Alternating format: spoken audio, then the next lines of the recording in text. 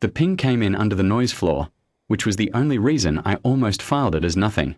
I'd been 3 days into the Kessering route, hauling sealed cargo nobody ever asks about, when my outdated nav beacon receiver, the one I kept bolted to the console out of stubbornness more than need, caught a signal repeating on a frequency standard no one had used in my lifetime. Not a distress call. Not even close. It had the flat, looping cadence of a homing ping, the kind a ship sends out so a port authority can find it, not the kind that begs. I almost let it go. Then I noticed it wasn't drifting. Pings drift, frequency walk, decay. This one held its pitch like something was still correcting for it, still trying. I pulled the heading. It put the source 4 hours off my route, in a dead patch of the corridor nobody charts because nobody needs to. I went anyway. The transport came up on sensors looking like a tombstone, long, segmented, the kind of hull profile built for cargo that sleeps rather than cargo that complains. No power signature beyond a trickle. No running lights except one strip along the spine, blinking on a cycle so slow it looked less like a system and more like a pulse. I hailed it on every channel I had. Nothing answered except the ping itself, patient, looping, addressed to a destination port whose registry code didn't match anything in my charts. Whoever built that beacon hadn't been calling Earth. They hadn't known Earth was listening. My receiver just happened to still speak their dead language. I ran the registry code anyway, on the off chance some archive somewhere still held it. It took my ship's databank 11 minutes to come back with nothing. Not deleted, not classified, just gone, the way a name goes when nobody's said it in long enough. That was the part that got under my skin. Nobody had aimed this at me. It had simply never stopped trying to go home, long after home had stopped being able to hear it. I matched velocity, ran a hull scan, and found the breach, small, old, patched once by hand and never patched again. Atmosphere gone. Power down to whatever the cryo bay could scavenge from a reactor running on fumes. A second pass of the scan caught something I'd missed the first time, a tertiary system, barely alive, still counting down a resettlement clock that had blown past 0 years ago and kept counting anyway, into negative numbers nobody had built it to display. Whoever wrote that software hadn't planned for this much patience. It was still waiting for a port that no longer existed to confirm a docking slot that had never been assigned. I called it in. Routing authority told me what I expected. No registered distress, no jurisdiction claim, no fleet inside 6 days. If I wanted to log it as derelict and move on, no one would ask questions. I didn't log it as derelict. I suited up, crossed the gap myself, and cut my way through a maintenance hatch because the main airlock had frozen solid decades before I was born. My hands did the work my head was still arguing against. There was no convoy behind me. No escort. Just one woman, one ship with a tow rig rated for cargo, not people, and a stopwatch I hadn't asked to be holding. Inside, the corridor lights came up sick and amber, fed by a reserve cell groaning under the drawer. I followed the spine toward the only heat signature on my scanner, a cryo bay, sealed, its status board glowing the steady red of a system holding on by procedure alone. 41 pods. 38 still cycling. 3 flatlined years ago, their occupants beyond anything I could do, and I made myself look at that and keep moving instead of standing there feeling it.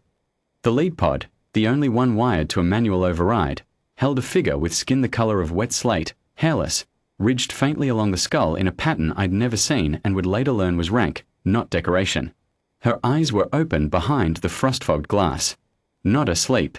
Aware, in the slow, suspended way cryo allows when the systems are failing instead of functioning. I didn't have authorization to wake her. I didn't have a translator confirmed for her language.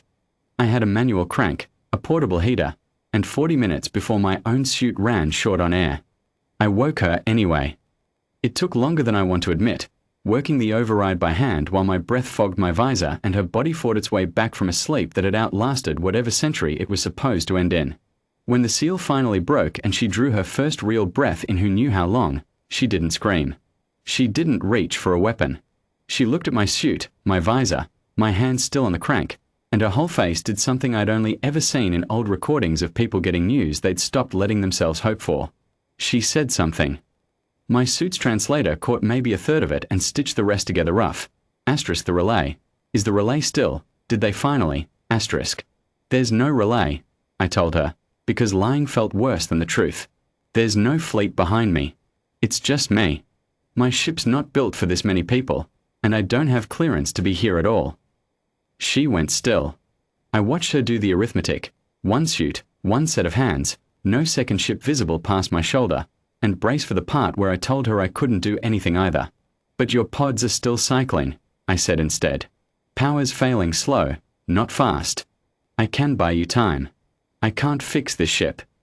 I can tow it." She asked, translator catching only fragments, "How far?" I told her the nearest way station with a medical bay was 11 hours at the speed my tow rig could manage without tearing her hull apart further. 11 hours, towing a ship 3 times my mass, on a route nobody had cleared me for, with 38 people sleeping in failing pods behind her. She didn't ask me to call for help. I think by then she understood there wasn't any coming, not the kind she'd once hoped for. What she asked instead, slow, deliberate, like she was testing whether the question itself was allowed, was why I'd come at all, if no one had sent me and no one would thank me for it. I didn't have a good answer. I gave her the only one I had. Your beacon didn't stop, even after nobody was left to send it for.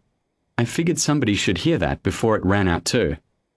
I spent the next hour stabilizing what I could, rerouting her dwindling power to keep the working pods cycling instead of the dead corridor lights, patching the breach well enough to hold pressure in the forward section, rigging a tow line built for cargo onto a hull never meant to be pulled. None of it was clever. All of it was slow, exact, the kind of work that doesn't look like rescue from the outside and feels exactly like it from the inside. Partway through, a second pod alarm went off, a young Oveth, barely more than a child by the look of the seal markings, whose unit had been running on a backup cell that chose that exact hour to fail. I didn't have a spare cell rated for her pod. I had my own suit's thermal pack, never designed to feed anything but a single human body, and I cracked it open and wired it in anyway, watching the readout climb back out of the red 1 slow degree at a time while my own suit ran colder than I let myself think about.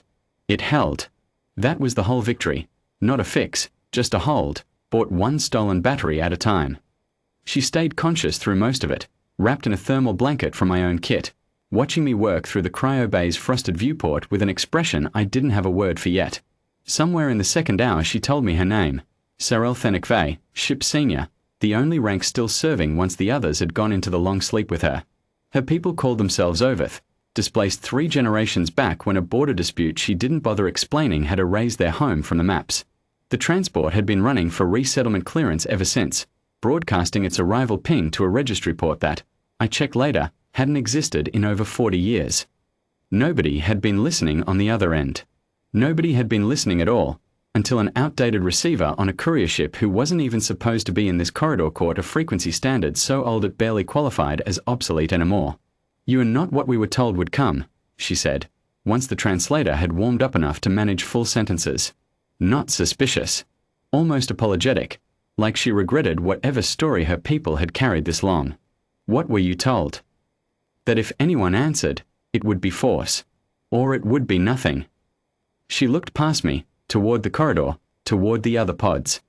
"We did not imagine just a person." I didn't have a clever line for that.